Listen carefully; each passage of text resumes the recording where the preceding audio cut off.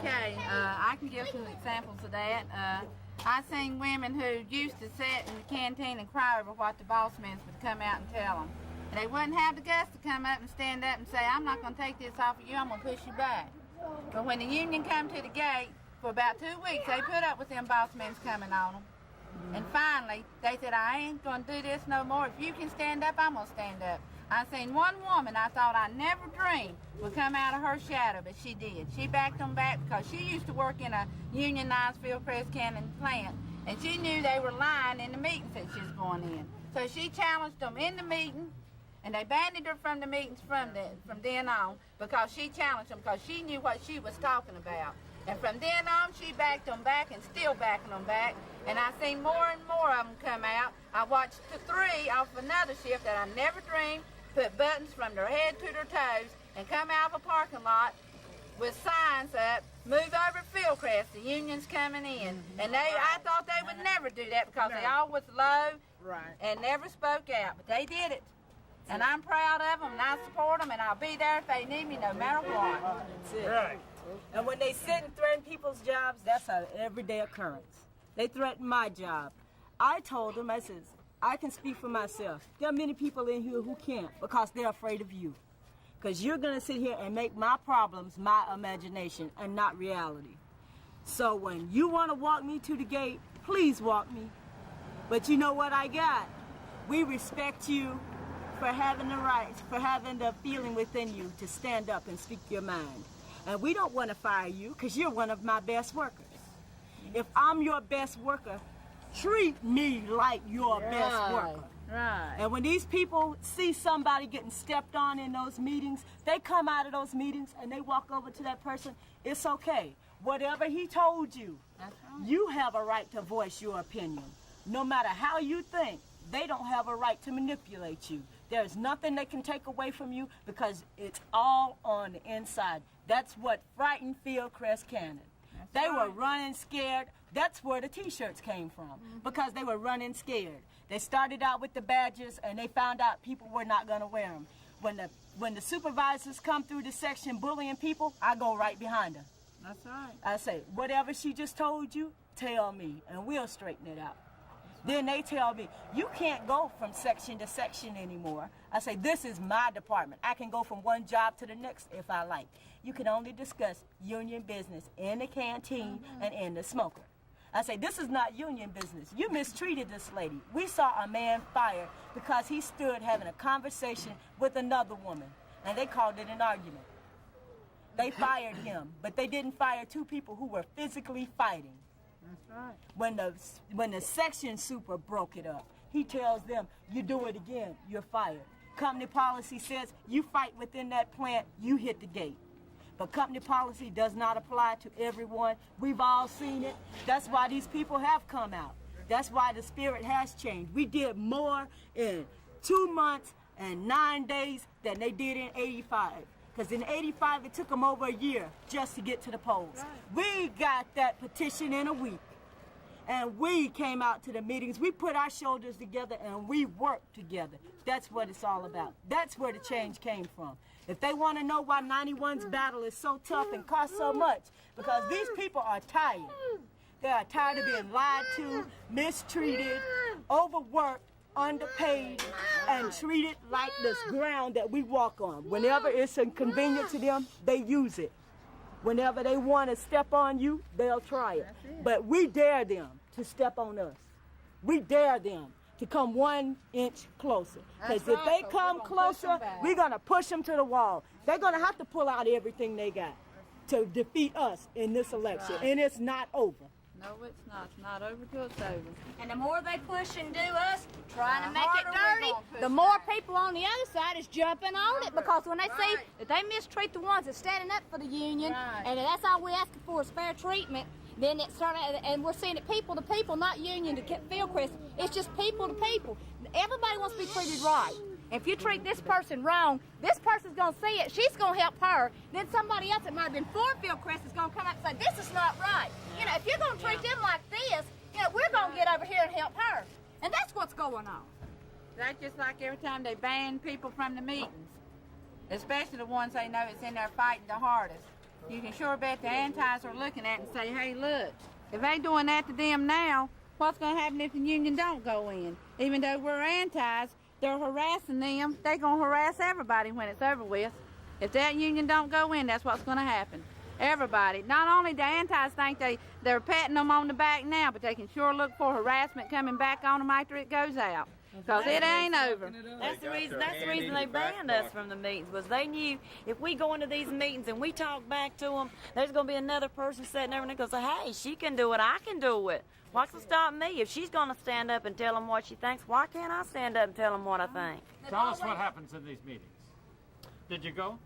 No, they wouldn't let me. They banned me from it. We got to one or two. Okay.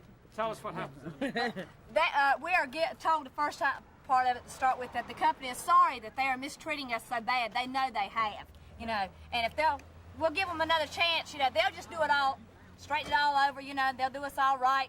And then they go on to talk about all the strikes and things that Act 2 is responsible for. And they show about West Virginia, the coal miners' strikes. And I seen part of it. My husband was from West Virginia to coal mines. You know, it's a lie. And if you stand up and start telling them any part of it that this is a lie and you know better, then out the door you're going to go. You are not allowed to ask questions. They tell you this is the way that's going to be. We know what's best for you. We've always done it. You just stand up and do what we tell you to. You're not supposed to have a mind and think. Did they bring in any movie stars or actors or anything like that? Not any that I saw. Not any that I saw. They've just used the old things. You know, back 20 years ago, back in West Virginia, the people were supposed to be making $15 to $30 an hour. And I try to tell them, yeah, I got camp. My husband's got camp people up there. They had no electricity. What did have would go off at a minute's notice. Running water out at the well. Bathrooms around back. You know, but they're supposed to be making $15 to $30 an hour. That's a crock of bull. And if you stand up and tell the company you know that for a fact, you're not going back in there. Because you're not allowed to tell them anything apart, you know, different than what they are, because they know the right way, not you. I seen two people we had up at the plant where I work at. Now these two people wore those no union badges for the company. Now during the time, they were both on the first shift. During the time they wore those no union badges, they let them sit around and have a nice day and patted them on the back. One guy told me he even had to step over him to get this job. He said they were petting these people unreal. But you know the funniest thing about it, after this union election was over with, and I'll show you how wonderful this company is. After this union election was over with, within a matter of just a few odd weeks, they done fired the one boy because he set a drink cup down. They got rid of him. They were through with him. They didn't need him anymore. They shipped that girl off to Plant 1 and put her on a job knowing she had quit and said, bye. Good old company ways. That's right.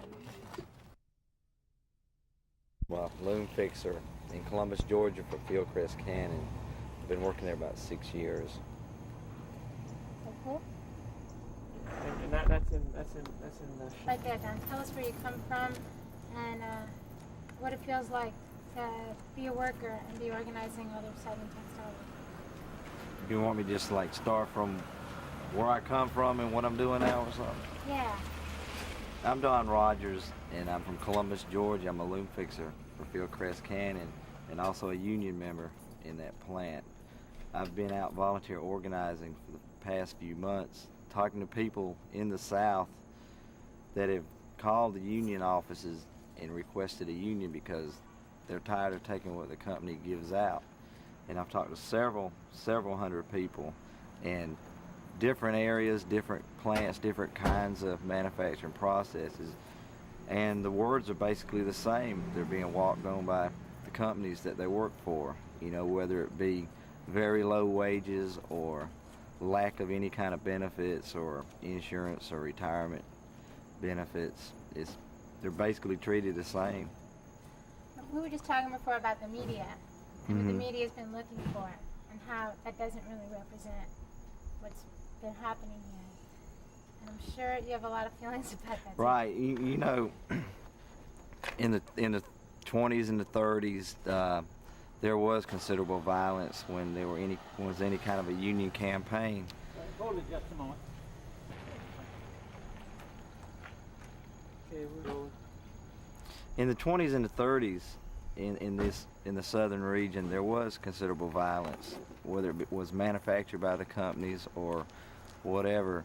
And it seems now, especially during this campaign, that the media has been on its toes looking for any kind of violence or upheavals around the plants, and they're just looking for something to put on the news that is negative as far as what a union campaign is about. So what, for instance, what happens, in terms of the way that they've been presenting the people that you've been seeing? You gave me an example on the gates, the nose and... Right. The film crews watch for the Vote No shirts that are coming out of the plants, and there weren't that many coming out of my gate, but it seems like every white shirt that said "Just Say No" on it had a camera in front of it. And the regular workers were just walking by. They wanted to find something, some kind of animosity, or try to catch some kind of anger in these workers that are wearing the no shirts, so maybe they could manufacture some kind of simulation of violence that was to be expected. Could you tell us how they used that old footage in their presentation? Right, in the closed caption meetings that the company was having, they were showing old videos that were shot in the 20s and the 30s, and they were really intimidating the workers in the plant with strikes and violence, boycotts, and the workers would look at these films. They knew they were old films, but they just had a message in them, and some of the people had parents or grandparents or uncles that were involved in the violence in the 30s, and if they don't remember, they've got relatives that do remember, and it's pounded in these people's heads still today about things that happened a long time ago over the same issues. People wanted a union in their company. How do you think that can be overcome? A lot of education. We have to show people what's happening today. That was way back when, and things have really changed. Strikes are becoming a thing of the past more and more because we found ways to get what we need from the companies without resorting to strikes. Could you talk about how you've seen the people? Can you talk about going on these home visits and the kind of work that you've had to do this organizing, and maybe give an example of when people say, well, what about the past, or what about this, or when they bring up these old images? Could you give us a good Well, a example? lot of people have told me, that their parents or whatever can remember the things that happened, and it's in their brains, and you've got to give them examples of maybe campaigns that were won recently with no trouble at all, no violence or nothing, and the companies conceded defeat and turned around and decided that they would have to work with the union in everybody's best interest. Where do you think the fear that you've had to work with and help people to overcome, where do you think it comes from, and can you talk about the way people have pushed through it?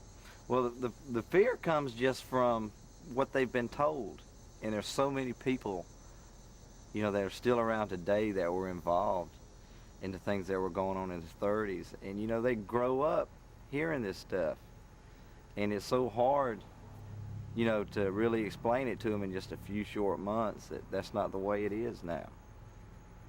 And when you've been taught all through your childhood and adult life that the unions are bad, they make you go out on strike, it's hard to get rid of that fear. What about your own education? What about your own education about that? Did you have parents who were in the mills, or grandparents? No, I'm the only one in my family that has ever worked in a cotton mill. And I worked in non-union plants for 8 years. And it's obvious that people weren't being treated right. There was favoritism. There was no going by any set guidelines. The company policies changed from day to day, and a lot of people got hurt by the company that didn't deserve it, and a lot of people also got special privileges that didn't deserve it because they were no better than their fellow worker. But I started working in a union plant, and it's like somebody turned on a light bulb in the room. It wasn't dark anymore. People had rights. People had, for the most part, better benefits, better pay, smaller workloads. And it's not because the company was being generous, it was because the people stood up and demanded that they be treated like that. What's been the hardest thing to counter in this town? And call it Kannapolis, and if you could talk a little bit about the history of Kannapolis that you know about, and the way that it's related to either young people or older people. Okay, Kannapolis is just a mill town in North Carolina. Charlie Cannon built the company, you know, with his own workers. No construction crews came in. Every brick was laid by the Cannon people, and he ruled the town for years. He ran a very successful company, and when he died, a businessman that knew nothing about textiles came in, decided to strip what he could out of it while he was there. And along comes Fieldcrest, that's a giant in the textile industry, saw that they could get a good deal on a fairly decent production process, and they came in and just took over. Now, how has it been hard to challenge the Cannon legacy? I mean, with these folks. The Cannon legacy has been very hard to challenge because, you know, things are never perfect anywhere, but... You know what? I'm going to let this car go by and then pick it up on my... How you feeling? Pretty mellow, I guess. Are you angry? Mm-mm. Are you? Oh, no, I'm not. Do I seem angry? No, you don't. Just exhausted. Just exhausted. We were talking about the Cannon legacy and how hard that is to challenge. It is very hard to challenge the Cannon legacy because although things weren't perfect in the mills and it wasn't the best way to make a living, it was the best way in this area, and everyone I've talked to seems to think that Charlie Cannon was an honest, decent guy and that he did care about his people. So, and I'd have to agree with the people that have told me this because no one has ever said that Charlie Cannon was a bad man. And in '74, when Charlie Cannon still ran the company, the union was beat bad. Well, let me ask you something about that with Charlie Cannon. We know from documents that in '34, when there was this big national general strike, the troops were brought here because Charlie Cannon asked the governor to send them here, so that it was his orders that put the machine guns on the mills and so forth, and there was almost no violence here. Why do these people, how do these people get by with saying that it was the workers that brought that in? You're talking, it was the workers' reasons for bringing the... Well, the company says that because there were the troops here, it was an indication of violence on the part of the workers, when we know that Charlie Cannon brought it in. Is there no understanding of that here? I doubt it. I doubt they really know that. Just say what that was. And then what they do now. Oh, back in the 30s when they... Okay, in the 30s, when the companies wanted to keep the union out, they brought the National Guard in to make sure that nothing wrong would be happening and to really intimidate the union organizers, you know, to keep them away from the plant, because if somebody's holding a gun on you, you're not going to really come too close to them. But that's not what happened here in '91. They beefed up the security the last week, sure, maybe 1 or 2 extra guards at the gates, and they put a few blockades in front of some of the parking areas. But it was just another day of work throughout the whole campaign. That we had a few people leafleting at the gates. There weren't any strong anti-union sentiments at the gates, and in the few areas that there were some, they were generally ignored by the workers coming in. Well, now, back in the 30s, there was a big threat that if we go on strike upon the union, they'll bring colored in. I've heard here the business about Mexicans or Latin. We could talk about all of that. Well, there are quite a few Hispanics working at Fieldcrest Cannon. These people were dealt with separate from the Anglos in the plants. They were herded together with an interpreter, and they had their own special message that was given to them, and these people aren't as knowledgeable as the Anglos in the area, so they didn't have enough information not to be afraid of what the company was saying. The company played on their ignorance to a large part, and they could really get to them through scare tactics. It doesn't seem to have been there seems to be very little use of the race threat here. Talk about that. Well, there was some. They had a few leaflets out that. Sorry, start again and tell us what some was. Okay, the company put out 1 or 2 leaflets directed at the white people, saying that the Union was here because they knew it was 25% black, and that the blacks would vote for the Union. The Union was using the blacks to get a Union in. How did you counter that? We just try to tell everybody, hey, this is 1991, it's almost the year 2000. The civil rights protest really started in the 60s, and we've come a long way. You know, it's not a black and white issue in these plants. It's the workers against the company, because you know when the power company turns your lights off, we're all the same color. None of us have got power, and we're all in the same boat. Well, now, do you find that most of these southern white workers will buy that? In some areas, yes, but